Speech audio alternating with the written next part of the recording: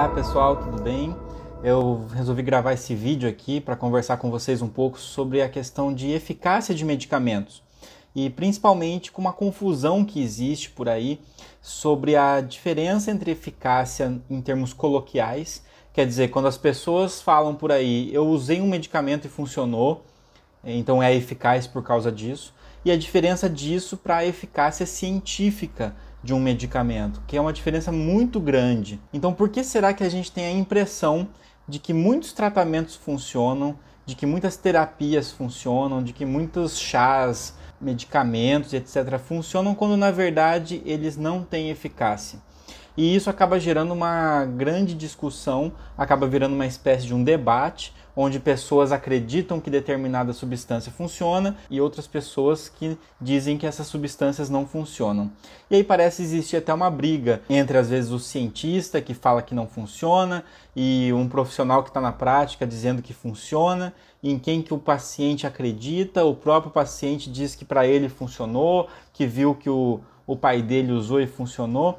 E isso acaba virando uma discussão que, na verdade, esse debate ele não existe, né? Esse debate de se funciona ou não funciona não é um debate que é resolvido por meio de argumentação, simplesmente por opiniões, né? E aquele que tem a retórica mais bonita acaba vencendo. Então, por que a gente às vezes é enganado por nós mesmos, pelo nosso próprio cérebro, sobre uma substância, se ela funciona ou não? Quando você resolve utilizar um medicamento para tratar qualquer tipo de problema, a gente está sujeito a diversos vieses, que são fatores que confundem a nossa observação. Por isso que é tão difícil para nós, sozinhos, conseguirmos identificar se um medicamento funciona ou não.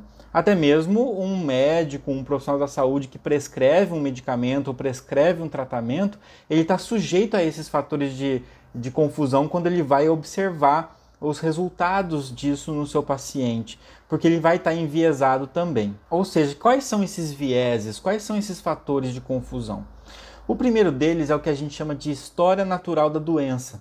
Quer dizer, cada doença ela tem a sua evolução natural. O que acontece com você a partir do momento em que você estava suscetível e você entrou em contato, vamos supor, com um agente infeccioso, desenvolveu essa doença, quais são os sintomas e o que vai acontecer, qual é o curso natural dessa doença se ela não for interrompida ou não sofrer nenhum tipo de interferência. Essa é a chamada história natural da doença, serve para qualquer tipo de doença, né? Aqui eu dei o exemplo de uma doença infecciosa. Então, por exemplo, um resfriado, você tem a história natural do resfriado. Quando a pessoa ela pega o resfriado, ela desenvolve os primeiros sintomas, ela desenvolve um pico sintomático que depois vai melhorando e aí no decorrer aí de 5, 6, 7 dias esse quadro já se resolveu, já é autolimitado. Essa é a história natural da doença. E às vezes a gente confunde as coisas. Por exemplo, num pico lá de sintomas mais chatos do resfriado, tá com mais coriza, tá com dor de cabeça, tá com indisposição, você resolve tomar um chá milagroso que alguém te indicou, e aí a partir dos próximos dias você vai tomando o chá e você se sente melhor. E aí você diz que o chá tratou o seu resfriado. Será que foi o chá que tratou o seu resfriado? Ou a história natural da doença, do resfriado, já iria melhorar naquele momento? Já era o ponto máximo onde a partir dali você já iria melhorar? Então, houve uma coincidência entre o tratamento que você colocou e a história natural da doença. E isso faz com que a gente acredite que, na verdade, foi o chá e não, na verdade, a doença, que seria o curso decorrente natural dela.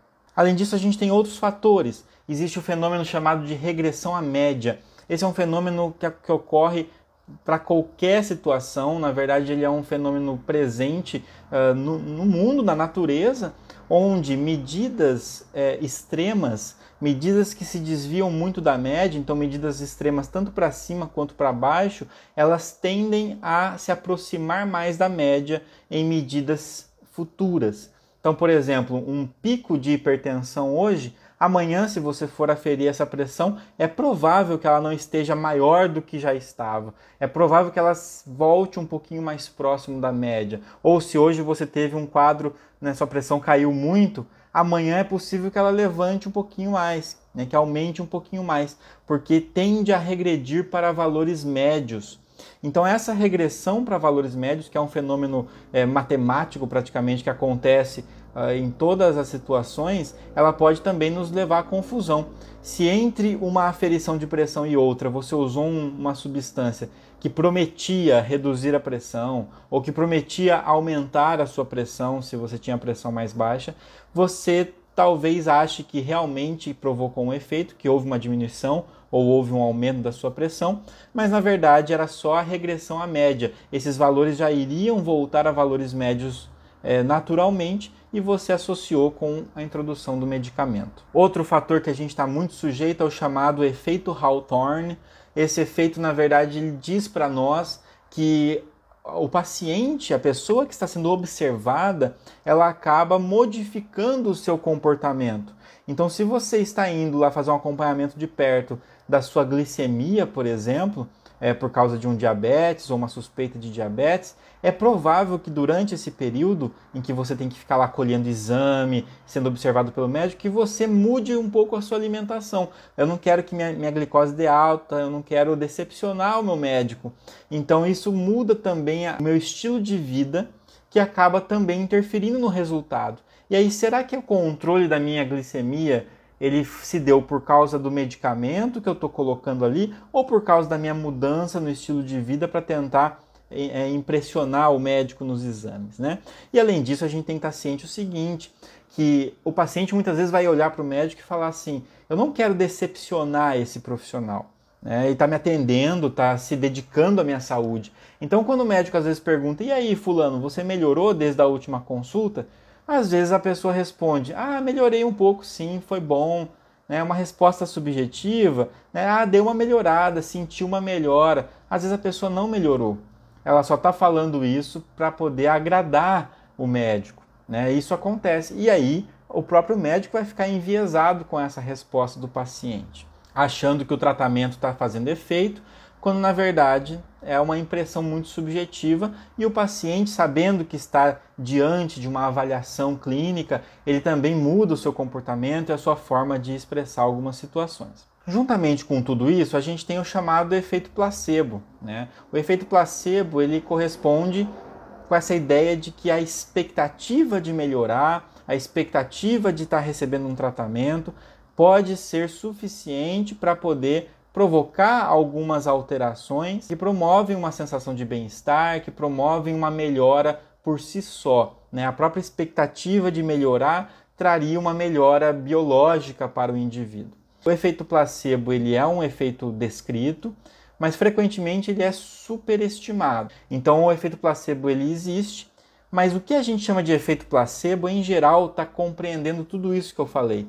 Efeito placebo, que é essa expectativa de melhorar e por isso melhora. O efeito Hawthorne, que é mudanças comportamentais porque eu sei que eu estou sendo avaliado, observado. A história natural da doença, que a doença tem o seu curso natural, às vezes tem picos de melhora e piora. O efeito de regressão à média, que os valores extremos tendem a retornar naturalmente a valores um pouco mais medianos, e isso pode dar a impressão que o tratamento está funcionando. Tudo isso junto forma uma série de fatores de confusão que a gente acaba chamando no dia a dia como efeito placebo. A gente bota tudo no pacote do efeito placebo.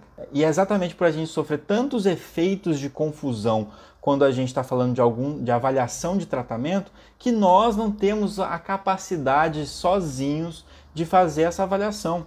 Nem mesmo um profissional que está tratando seus pacientes ele é capaz de fazer essa avaliação sem estar enviesado. Por isso que a gente utiliza ensaios clínicos para conseguir fazer isso. Por isso que a gente pega e tem grupo controle, o grupo que vai receber o tratamento. Por isso que a gente sorteia as pessoas para cada grupo. Por isso que a gente faz o chamado mascaramento, que é deixar cego, né? Que é dar a substância placebo, o grupo placebo versus o grupo tratamento. Porque aí eu consigo deixar os dois grupos, quem recebe e quem não recebe tratamento, muito parecidos em termos de expectativa, em termos de cuidado, em termos de acompanhamento. E aí o que sobra, eu consigo eliminar todos esses vieses, e o que sobra no final de um grupo com o outro é de fato o efeito intrínseco, o efeito que prova que aquele medicamento funciona, que aquela intervenção funciona. E é só a partir daí, quando eu provei que esse conceito existe, que eu provei que isso funciona, é que eu posso começar a olhar no mundo real a utilização dos medicamentos e analisar os estudos observacionais, analisar os estudos que se chamam de efetividade. Mas primeiro eu preciso conhecer a eficácia. É por isso que é muito errado a gente sair usando medicamento na população sem saber se de fato funciona e ficar avaliando por observação se funcionou ou não, porque a gente não tem essa capacidade. E é por isso que a gente tem batido tanto na tecla de que é necessário ensaios clínicos randomizados, os ensaios controlados, aleatorizados, para a gente conseguir aferir a eficácia intrínseca e a partir daí medir o impacto no mundo real. Então, quando o cientista fala que um medicamento não tem eficácia, ele não está dizendo que você não vai sentir uma melhora ao usar o medicamento. Ele está dizendo que não existe uma eficácia se a gente eliminar todos esses fatores de confundimento, ou seja, não existe uma eficácia superior a um grupo placebo. Um abraço a todos e até os próximos conteúdos.